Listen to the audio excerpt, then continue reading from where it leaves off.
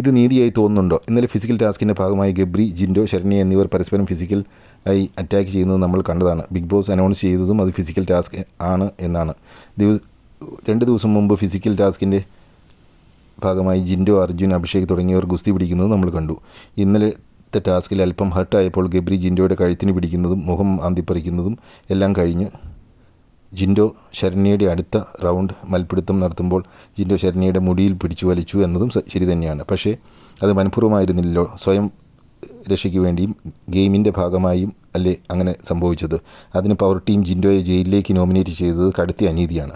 ഇത്തവണ പവർ ടീമിന് ക്യാപ്റ്റനും കാര്യമായി ഒന്നും ചെയ്യാൻ അവസരം ലഭിച്ചില്ല. അതുകൊണ്ട് ജിൻഡോയെ ജയിലിലടച്ചു എന്ന് എങ്കിലും ഒരു ക്രെഡിറ്റ് അവർക്കിരിക്കട്ടെ. അർജുനോ സായിയോ മറ്റാരെങ്കിലും ആയിരുന്നെങ്കിൽ ജിൻഡോയുടെ സ്ഥാനത്ത് പവർ ടീം ഒരിക്കലും അങ്ങനെ ചെയ്യുമായിരുന്നില്ല എന്നുള്ളത് സത്യം തന്നെ.